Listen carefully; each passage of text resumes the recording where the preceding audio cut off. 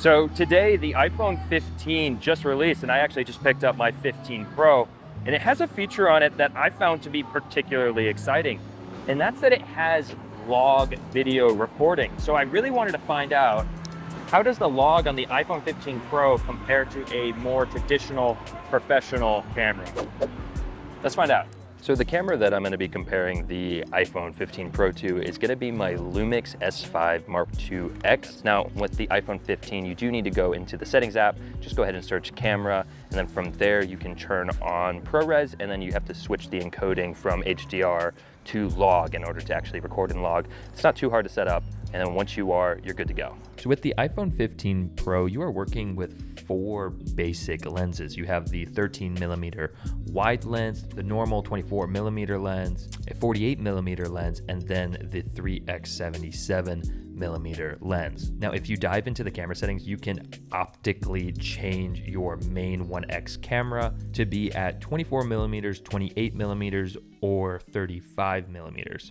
This is definitely a neat change. So if you find yourself particularly liking, say, 35mm versus 28 versus 24, you can change that to match your preference. I personally just left mine at 24mm. Now, looking at the iPhone 15 Pro footage versus the Lumix S5 II footage, I will say that they look surprisingly comparable when shooting in log. Here are 2 shots listed as A and B. One is shot on the iPhone 15, and then the other one was shot with the Lumix S5 Mark II X. I'm curious if you guys can tell which one's the iPhone versus the professional camera when you're shooting on just the traditional 1x lens on the iPhone, which is about 24mm. That's going to be the best camera on the phone. I'll put the answer in the description down below, so if you want to go ahead and look at which one was which, you can find it right there.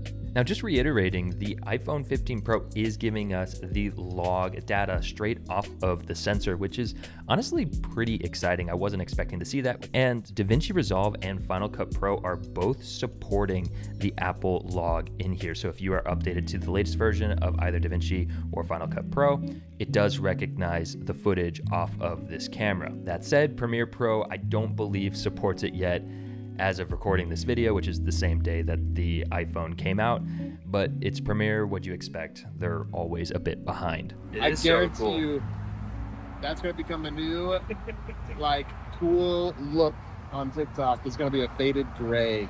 Because no one's going to grade their log footage. No, they're not. They're going to be like, oh, this is so cool. Does it automatically grade, or does it stay in log? No, I think it stays log, and then you have to fix it. So but if you go back and watch it, it's still log. It's still log, but Okay, DaVinci and Final, yeah, DaVinci and Final Cut updated today, I think, so you can. They're going to be okay. What Fix would it. be funny is that we should make, I need to make a tutorial on how to make your footage 5e on the new iPhone 15. Dude. And it's going to be like, there's this new Pro RES mode. That gives you RES cool- mode? that gives you super sick vibes. But I do find it really funny to see Apple log in DaVinci Resolve. I think it just finally cues us in that Apple is putting professional features in their Pro cameras finally. They've been advertising Pro, as we know, for a while. Pro. But now with log being in the camera, I think there might be an argument for it. That said, I do have one major gripe when it comes to the Apple 15 Pro, and that's that if you have the regular 15 Pro like I do, because I prefer the smaller phones, you do miss out on one feature, and that is the 5x optical zoom, which is I think about 120mm versus this one, which is 77mm, which is a 3x zoom. I really don't like them locking it behind the Pro Max. I don't know, I guess the extra space in the phone maybe allowed them to do that, which I guess I can kind of understand, but I just don't like that my preference of the smaller phone means that I don't get all of the features. So if you're considering getting either of these phones, you really like those 120mm shots that you've been seeing in some of the advertisements, maybe consider the Max if you're not super annoyed by the larger phone like I am. I just don't want an iPad in my pocket, you know what I'm saying?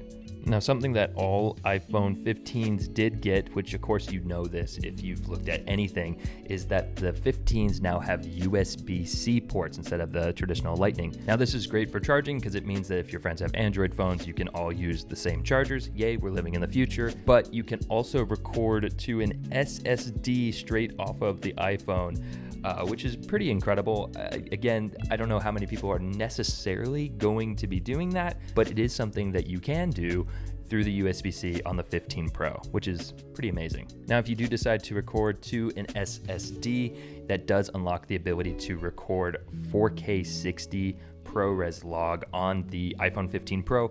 Normally, if you don't use an SSD, you are going to be locked at 4K 30 FPS if you're going to shoot in ProRes Log. I mean, honestly, though, if you are going to shoot in ProRes Log, that does take a lot of data. It's a lot of information, so it's going to fill up your phone really fast. So this is actually the phone that you're using, not just for filming, but for personal use.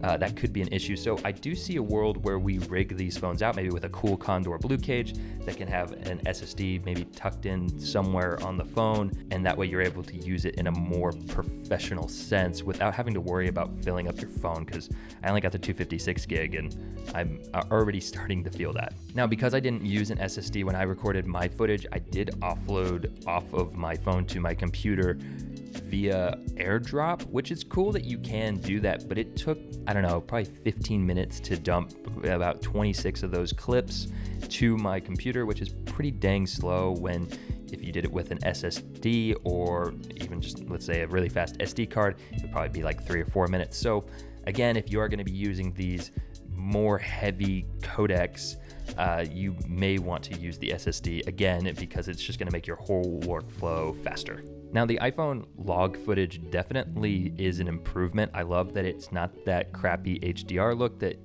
a lot of times you get. Sometimes it looks really good, but then other times it just doesn't, you know what I mean? That being said, it still occasionally looks like way over sharpened, especially if I play this clip for you right here. You can definitely see in my beard, it just looks kind of crunchy and overly sharp compared to the mirrorless camera. Not the biggest deal, you can just tone down the sharpening in post-production, but it's just one thing to note that iPhone footage still looks like iPhone footage, even if it looks good. Now, one other thing I wanted to test out with the iPhone 15 Pro is whether or not it still has those nasty green flares that we have been seeing in iPhones a lot lately. And unfortunately, it does seem to be there. I just shone this flashlight into the lens, and as you can see, there is a green flare, which means if you're shooting at night and there's a bunch of lights everywhere, you're probably gonna see a bunch of green flares in your footage. So that's definitely still an issue with iPhone cameras. So iPhone 15 Pro or a proper camera, are iPhones finally good enough to replace the bulkier cameras? Kind of, actually, yeah. I think with the addition of log, iPhones are just becoming so useful. You get the flexibility of having a camera with the abilities of all these lenses, but it's in this really tiny, compact form factor. With the iPhone, you can just put it in your pocket, whereas with a normal camera, obviously you need a backpack, and then if you're using all prime lenses or just a bunch of various different lenses, it gets really heavy. So there's obviously a huge benefit to having an iPhone versus a camera when it comes to shooting footage, especially when you're on the go or you don't necessarily know where you're going or you don't want to bring a backpack. Obviously, I think a lot of content creators are going to gravitate to using the iPhone, especially if you're just doing like social media, Instagram or TikTok. In fact, it's already kind of the better tool to use, but now with log, you might be able to pull a little bit of extra quality if you even care. A lot of people don't even care about the nitty-gritty quality anymore that you're getting from a camera. So maybe that doesn't even make a difference as it is. But obviously, no, the iPhone 15 Pro is not going to replace cameras entirely. It's just going to be an additional tool, and a really good flexible tool at that, in your creative workflow. But to have the ability to shoot ProRes Log on my iPhone 15 Pro is potentially going to save me in a pinch when I need it.